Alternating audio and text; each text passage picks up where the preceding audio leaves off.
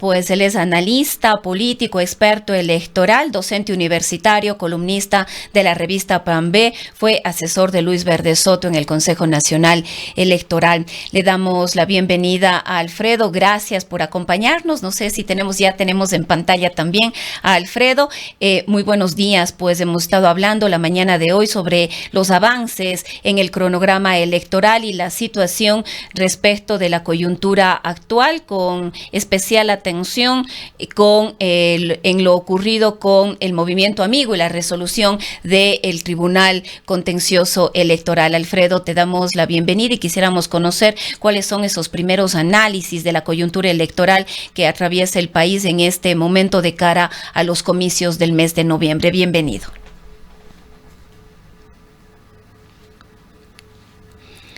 Me parece que no. Alfredo, no sé si tenemos apagado el micrófono.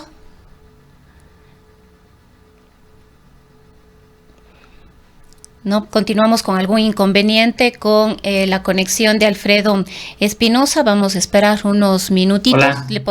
Ahí escuchamos, sí, estamos ahí. Hola, ¿cómo estás? Te ruego me disculpes, el tema del internet ha estado fatal, pésimo servicio de la CNT. Permíteme hacer ese comentario antes de iniciar la entrevista, pero es terrible el servicio del internet.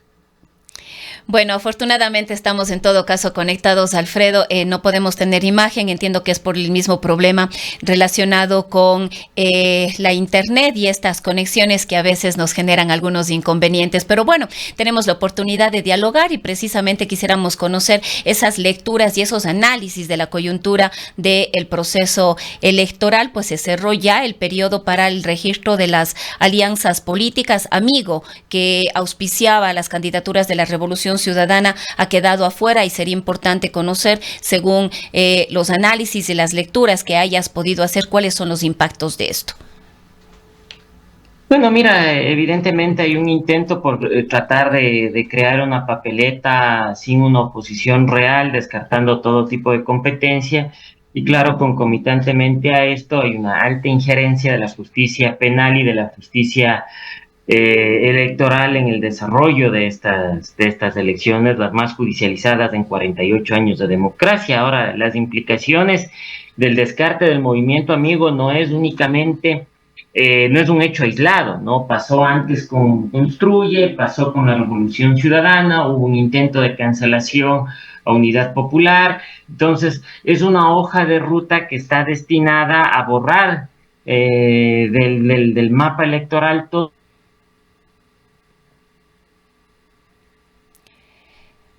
Tenemos un corte en... El, Sí, tuvimos un pequeño corte, Alfredo, te escuchamos. Continúa, por favor. Gracias, Mil.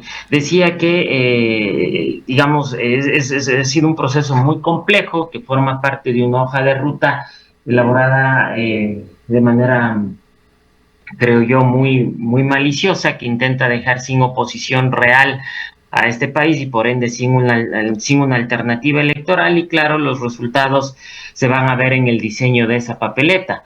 Ahora, lo que pasa con el Movimiento Amigos no debería, sí, de llamarnos la atención, porque se realiza horas antes de que cierre el proceso del registro de alianzas, a pocas horas de que se cierre ese registro de alianzas y con mínimas posibilidades para que la Revolución Ciudadana pueda participar electoralmente en ese proceso.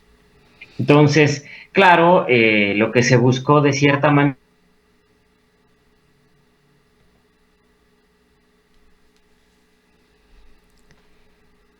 Estamos teniendo algunos inconvenientes con la conexión con Alfredo Espinosa. Vamos a esperar unos...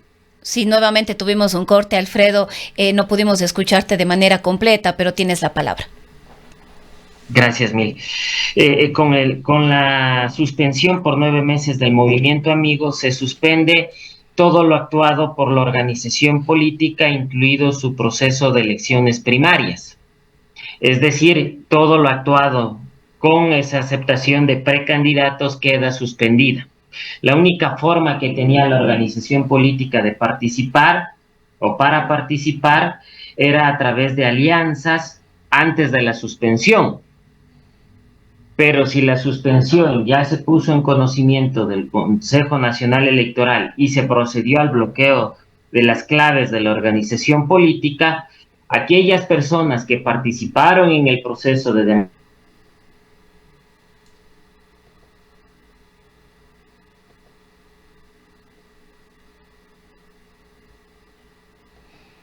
Bueno, todo quedó suspendido. Sí, Alfredo, le habíamos escuchado a Gabriela Rivadeneira como que la organización política del sector del correísmo como que de alguna manera preveía que alguna situación de esta naturaleza podía ocurrir y ha dicho que de todas maneras ellos tienen el plan B e incluso hasta la Z y que indiscutiblemente sus candidatos y candidatas van a participar. Pues efectivamente sectores del correísmo en distintas provincias han hecho alianzas con otras organizaciones políticas. Aquí mismo en la provincia de la Suay, Juan Cristóbal Lloret, actual prefecto provincial de la Suay, será el candidato por el Partido Socialista Ecuatoriano para la alcaldía de la ciudad, pero no conocemos cuál es la situación, por ejemplo, en el caso de Pavel Muñoz, qué es lo que va a pasar en la ciudad de Guayaquil y quizás en las ciudades más grandes, importantes en términos de votación en el territorio nacional respecto de la participación de la Revolución Ciudadana, pues Pavel Muñoz era candidato auspiciado por el Movimiento Amigo precisamente.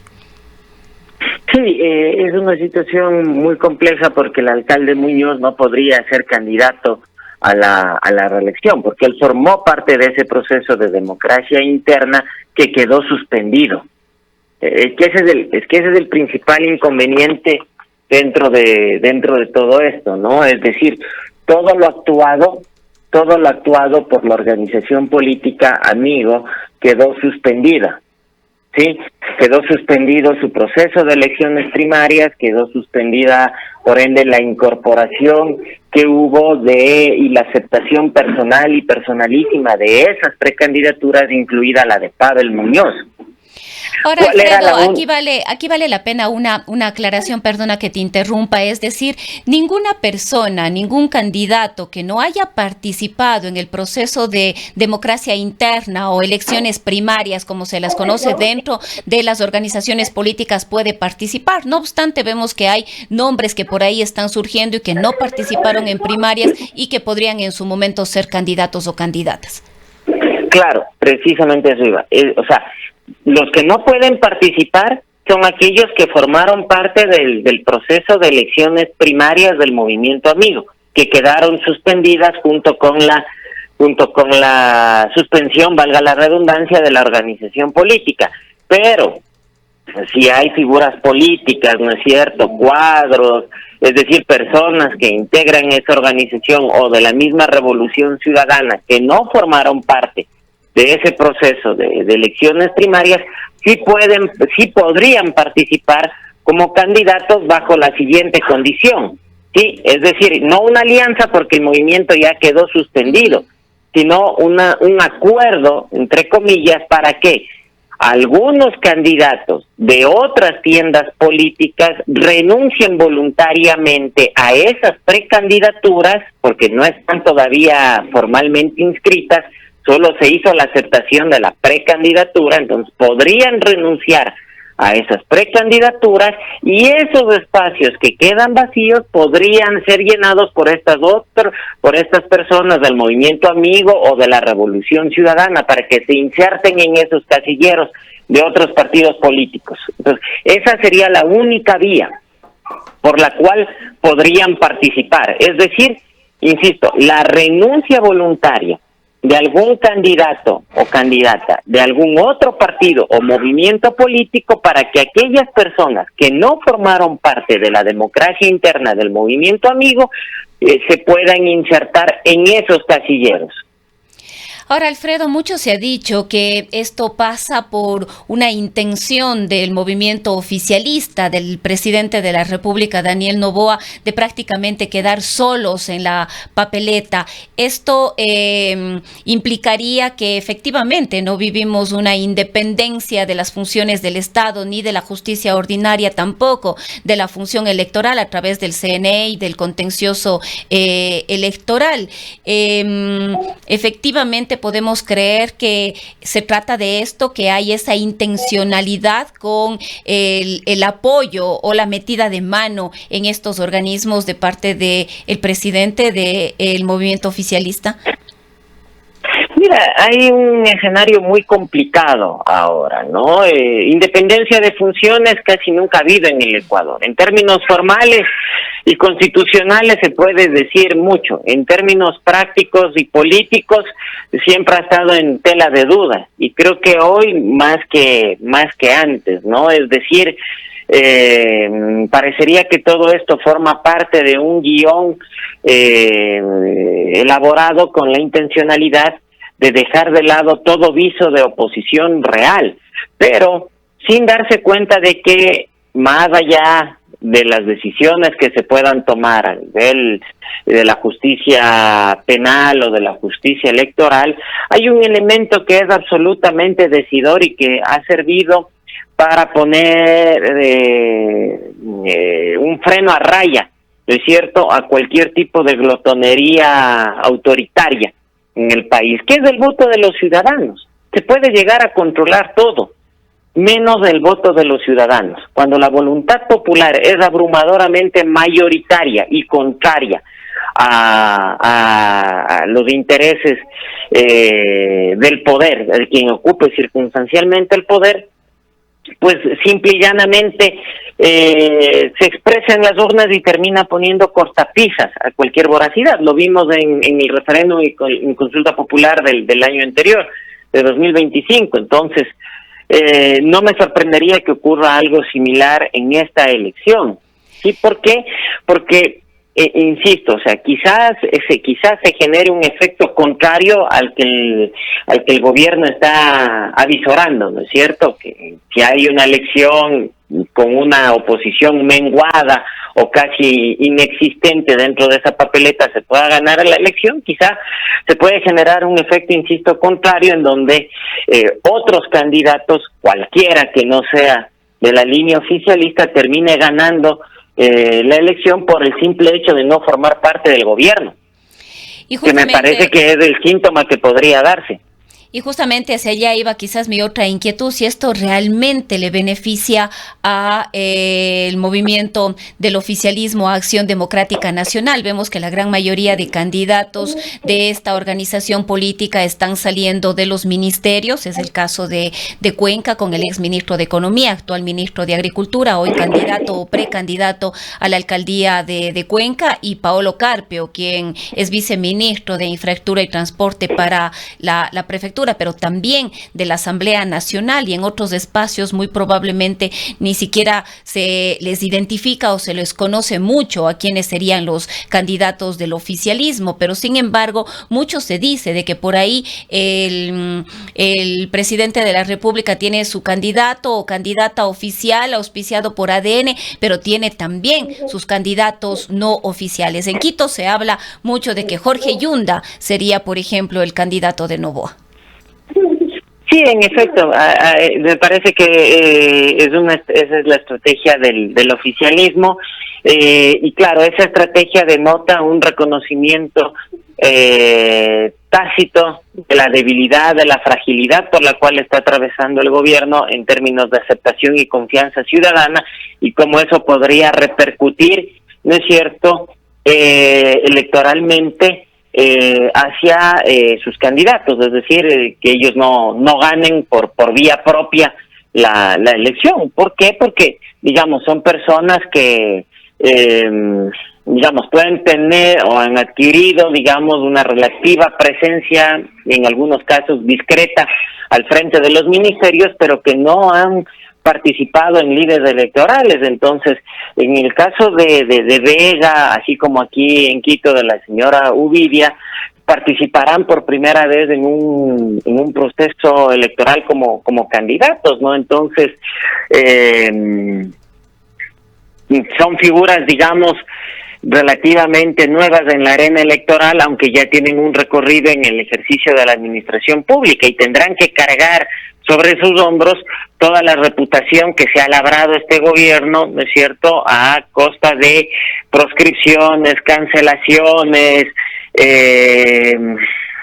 este discurso securitista, ¿no es cierto?, y claro, también tendrán que llevar tras de sí la baja confianza y la baja aceptación del presidente. Entonces, claro, en ese sentido, la estrategia ha sido la de poner a estos candidatos fusible y buscar por otras vías acuerdos, ¿no es cierto?, creo yo, por debajo de la mesa, con otro tipo de candidatos que han alquilado organizaciones políticas con las que se puede establecer marcos de diálogo, ¿no es cierto?, a fin de que esa derrota, posible derrota, o resultado adverso que pueda tener el gobierno, no se lo sienta de manera tan contundente, teniendo una persona afín con quien establecer un marco de diálogo en el ejercicio, ¿no es cierto?, de la administración local, sea en un municipio o en una prefectura. Pero cuando hay un candidato que puede resultar estrictamente de oposición, con un plan y una proyección distinta a la del gobierno, pues bueno, estamos viendo que los resultados allí pues son la proscripción, la cancelación y todo, y la eliminación de cualquier viso de alternativa electoral. Ahora, Alfredo, ¿crees que en este contexto que tú has analizado muy bien en este diálogo, se rompe la polarización que ha imperado, que se ha impuesto en los últimos procesos electorales aquí en el país y que se radicalizó de manera importante en el último, en el que elegimos presidente de la República? Pero esto cambia cuando pensamos en elecciones seccionales y sobre todo en la situación que se ha dado con estas decisiones y esta judicialización de las candidaturas y del proceso mismo. Sí, se puede dar, digamos, una salida al estado de polaridad. Primero, tenemos que ver una situación, ¿no es cierto? En términos estrictamente, digamos, políticos, no es malo que exista polarización, porque la polarización permite que haya un escenario de diferenciación, de distinción entre varias opciones políticas, partidarias, de candidatos, etcétera. Permite establecer matices a la gente. El problema es el tipo de polarización en el que nos encontramos. Es una polarización muy plagada de elementos morales, ¿no es cierto?, que nos han encaminado a establecer, digamos, que nos han encaminado a ver una sociedad de buenos versus una sociedad de malos, que es el discurso más o menos que se ha establecido en los últimos 8 o 10 años, ¿no es cierto?, con mayor celeridad, ¿no? Entonces, ese esquema, ¿no es cierto?, desde polarización posiblemente tenga una válvula de escape de manera focalizada en el territorio. ¿Por qué? Porque una de las principales organizaciones políticas que forma parte de esa escena de polarización no va a estar presente con cuerpo propio, con candidatos propios, sino de manera muy, muy focalizada en el territorio. Y esto permitirá la emergencia de una potencial tercera vía que no te sabría decir quién la llegará a capitalizar, ¿no es cierto?, ni qué organización política, ni qué candidato, porque eso posiblemente se lo decida el mismo día de las elecciones, ¿no? Pero es algo real, es algo tangible, y claro, esto puede ser la consecuencia de las decisiones que ha tomado el gobierno. Es decir, que por pretender encapsular absolutamente todo en su cancha para hacerse con las elecciones y pues, sostener o llegar a tener presencia y poder en territorio, genere un rechazo tan grande que la gente termine decidiendo por cualquier otro, así no esté la revolución ciudadana ahí. Bien, Alfredo, tengo otra entrevista en cola, así que tengo que cerrar este diálogo agradeciéndote mucho por habernos acompañado y haber compartido tus lecturas sobre este proceso electoral. Mi agradecimiento para ti, mil disculpas por los problemas de conexión que han limitado un poquito el inicio del diálogo. Sí, son cosas que suelen ocurrir. Muchísimas gracias. Son las 8 de la mañana con 7 minutos. Ha sido Alfredo Espinosa, analista político experto electoral. Nos vamos a un corte.